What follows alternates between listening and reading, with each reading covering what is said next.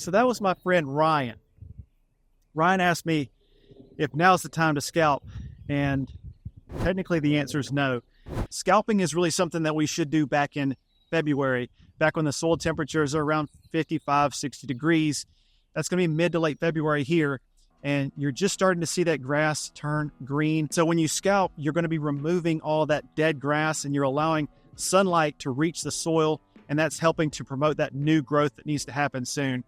This is something that you don't really have to worry about with any other grass types, but I do remember the first time that I moved here to Georgia and dealing with Bermuda grass, I was kind of nervous about it because I thought that I was messing my grass up. And that is definitely not the case, because that first cut of the season needs to be really low. And typically it needs to be about halfway to where your desired mowing height needs to be during the summer. And of course, during the summer months, we are going to see really high heat, periods of drought where we may not get rain for at least a couple weeks. And during those times, you're going to have to raise your mowing height a little bit. Now, is it too late? You could do one of two things. You could either go ahead and try to scalp it, even though it's starting to turn green, and it's a lot greener right now, actually. It's not fully green yet, it's not fully established, but it might look really ugly for a couple weeks. And if you decide to do that, you could throw some 10-10-10 fertilizer down right after you cut it. That's going to help actually promote that growth and that green to come back quicker. Otherwise, you may need to go do it in a couple different cuts to get to that desired height. The first cut could be about halfway there, then wait a week, then cut it down some more. But remember, when you're doing these scalp cuts, you're going to be leaving a lot of dead grass clippings on the yard, and those have got to be removed. So make sure that you're using a bagger or you're using some sort of way to get those grass clippings off of the yard.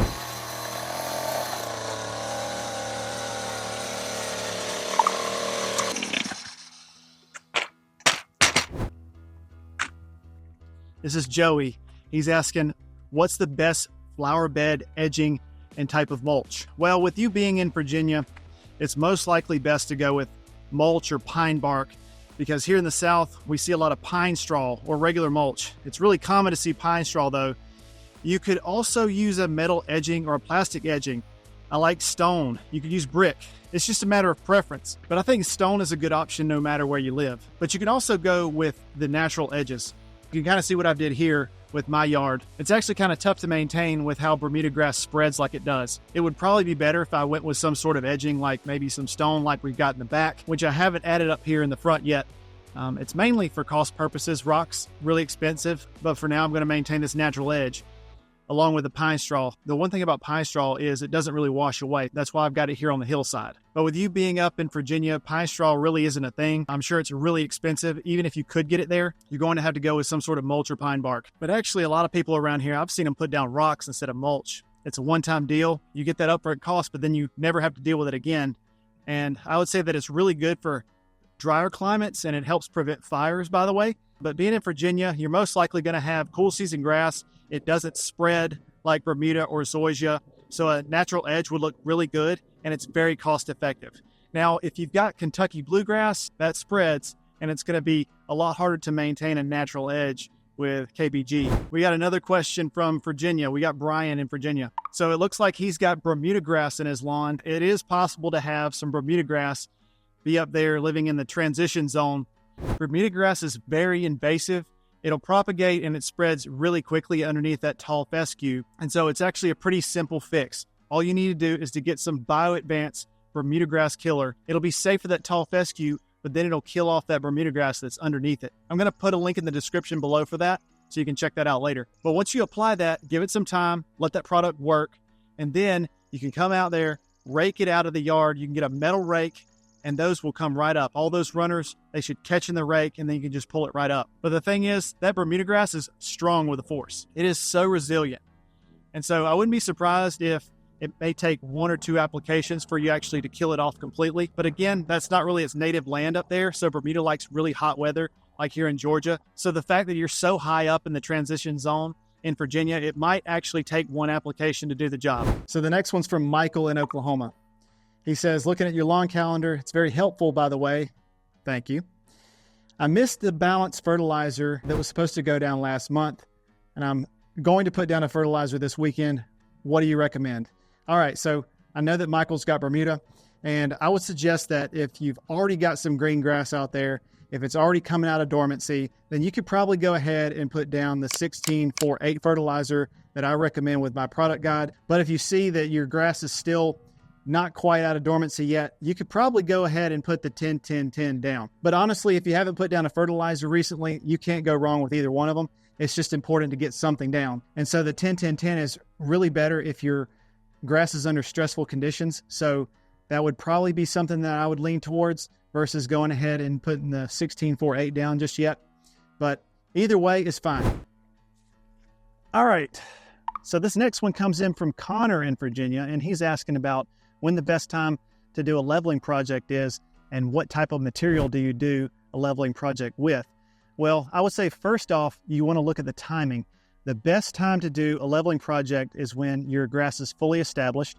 And so for cool season grasses like where you're at, that's probably going to be in the next month or two. But with warm season grasses, that's going to be midsummer. That is a key. You want to make sure that your grass is fully established, and then that way it can recover a lot more quickly whenever you're doing a leveling project. So as far as the material is concerned, you typically have sand and organic material. The deeper the ruts are, the more organic material you're going to have to use for those ruts to fill them in, because sand doesn't do a really good job of filling in deeper holes. So I'm planning a big leveling project coming up this summer, and I'm going to probably do a 75% sand, 25% organic material. And I've got a couple spots, I got a couple divots that are pretty large that I'm going to try to fill in separately and kind of spot treat that area. And so typically you're going to have that with just about any yard. So it really just depends. But when you do a leveling project, it's going to look like it's going to smother the grass a little bit, but you're going to work that in, and definitely going to have a video coming later on this summer to showcase what exactly you do with a leveling project like that. All right, so this is a question from Ethan in Alabama, and he said that he saw a recent video of where I applied a granular fertilizer and then I suggested to water it in immediately after. And so what I say to that is, when you're applying a granular, if you're applying a granular of any kind, you want to make sure first read the label. Anything that you're putting on the lawn, you want to read the label before you apply it. But with the granular products, you want to make sure that they dissolve right away, that they get into the soil as fast as possible. You don't want to have any risk of rainfall washing it away. You want it to get in the soil fast. Now, most of the time I'm recommending products with fine particle sizes, but it doesn't take a lot of water for those types of products to get into the soil quickly. And so typically what I'll do is I'll just water with my irrigation system for about 5 to 10 minutes on each section. And so that's something that you really should do. I don't want you to waste any product that you've put down on your yard for it to just be washed away. So if you haven't watered it in, get the water hose out if you don't have an irrigation system, because you could have a big rainfall just like we did recently. It would have most certainly washed a lot of the product away. But I think he's referring to this video right here where I talked about watering in that fertilizer, and you can check that out right now.